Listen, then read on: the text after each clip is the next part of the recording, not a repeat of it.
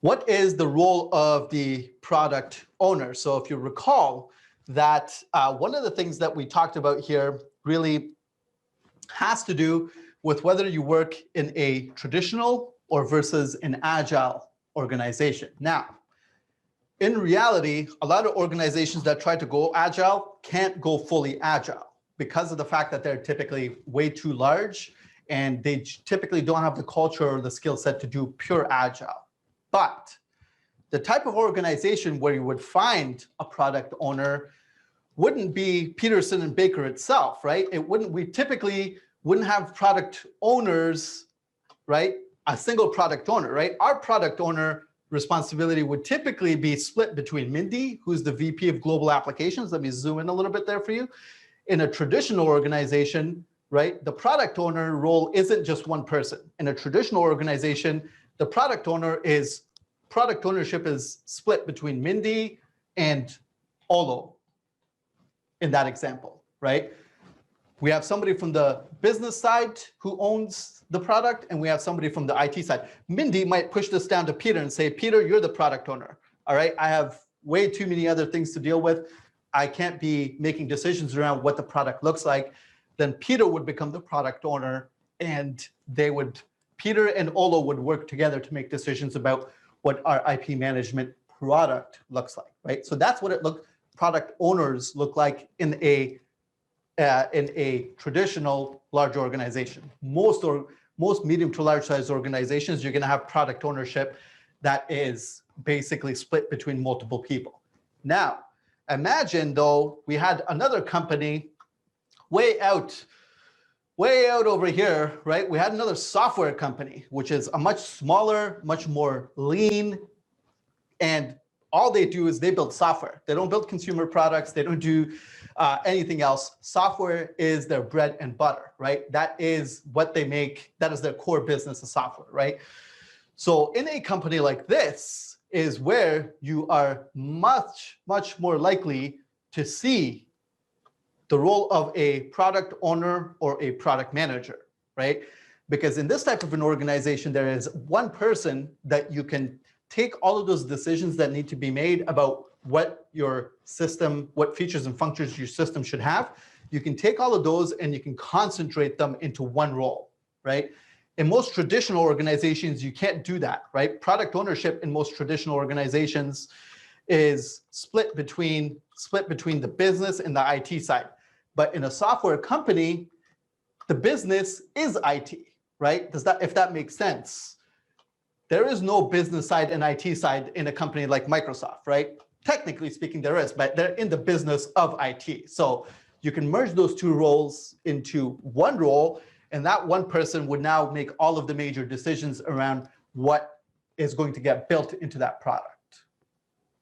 Okay, so that's why when there's so much confusion around why do we have products in traditional organizations, sometimes traditional organizations try to go agile and they'll try to create product owner roles, but in most organizations, they won't be able to pull it off that cleanly. Product owner roles in most traditional organizations are very stressful jobs because the person with the title of product owner has all the responsibility, but then they can't convince the business folks to go along with them. Or if they're product owner on the business side, it can't convince IT folks, right?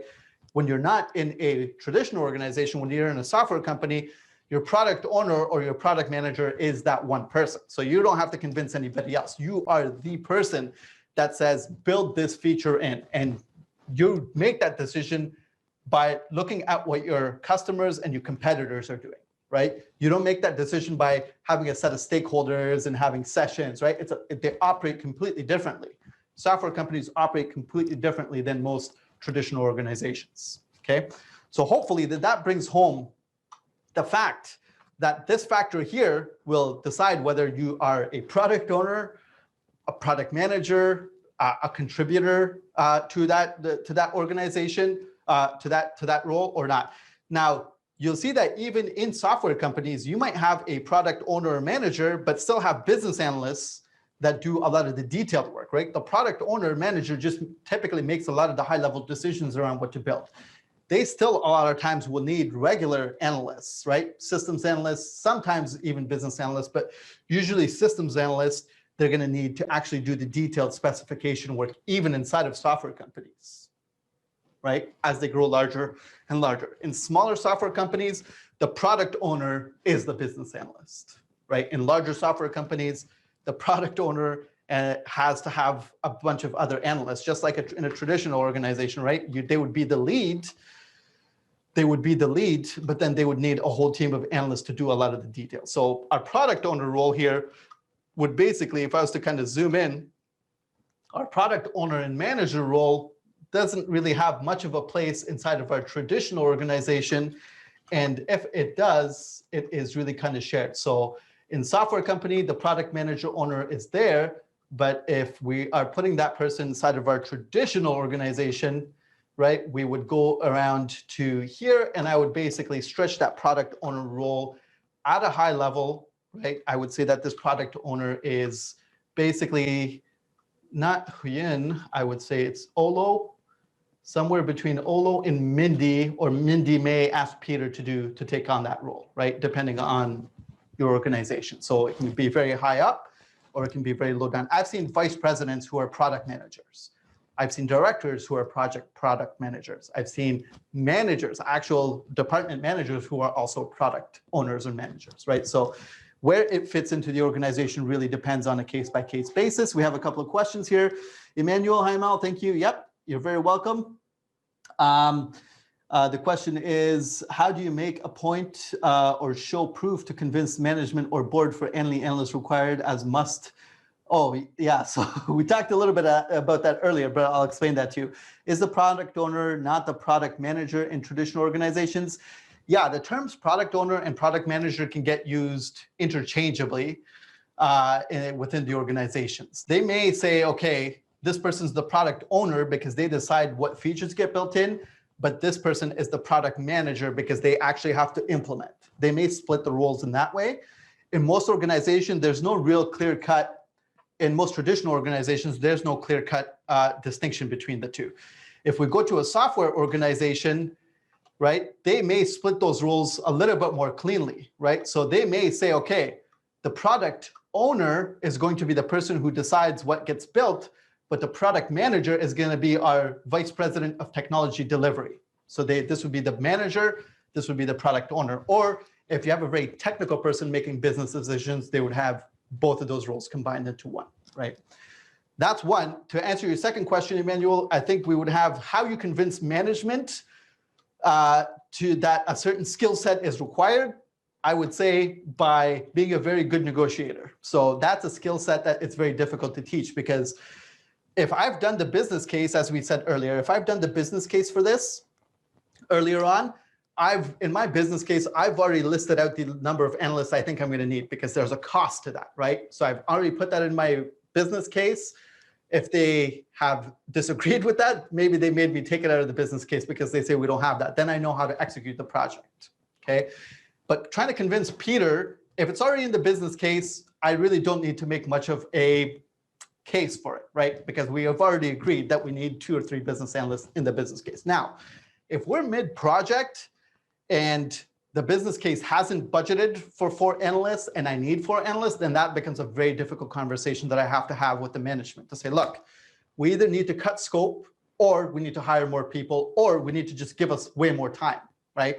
I typically have that conversation with director, sometimes VP level, sometimes manager level people.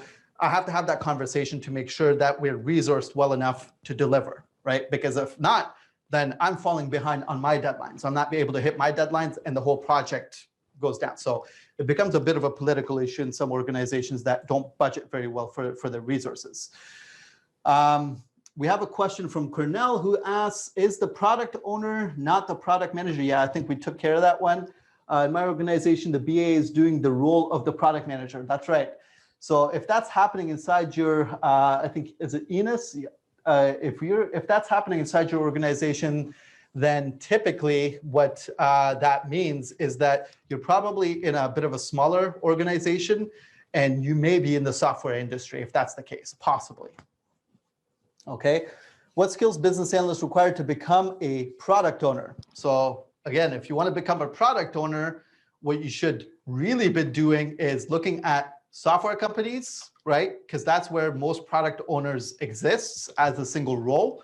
But product ownership, you can't, if you're a business analyst and you are working within an organization, the way you become a product owner is to learn a tool, right? So if you're a business analyst, let's say that specializes, I'll explain it to you what the career path of one of our analysts could potentially look like so you understand clearly what we mean by analysts, okay? So let's imagine we execute this project, right? Let's say we build up our team, we execute the project, and at the end of that project, what happens for us is that there is, let's see, at the end of that project, let me go to the right place here. What happens is at the end of the project, once the project's done, then we go in, the solution that we built goes into support mode. So we need a bunch of analysts there to do application support related work, right? So those are the application support analysts. But the people who originally executed that project, right? The analyst team of analysts, they're the best candidates to become the product owner for the product we delivered. So what skills are there? I would say get yourself into a project where you can execute and you learn exactly what that product is all about in a traditional organization, right? Let's say analyst number 2 over here, our business systems analyst may become the product owner. Our business process analyst, once they become senior enough, if they want to take on much more of a manager role with their analysis skills, then what would happen is, let's say Mindy retires, Peter goes up here, and now they're looking for somebody to take Peter's position, right? If Peter's the current product owner, they're probably going to be looking at the original implementation team here to say, hey, do any of the original people who implemented this system, would they make a good manager or a good product owner, right? That is how you get into a product owner, product manager role. It's by executing and understanding that system very well. Because at the end of the 2 years, when we finish executing these, all of these analysts now become experts in the system that we've built out.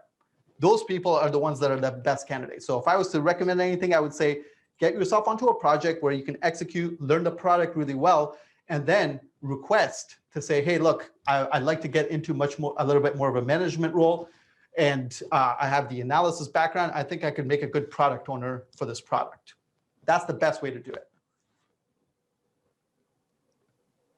Okay.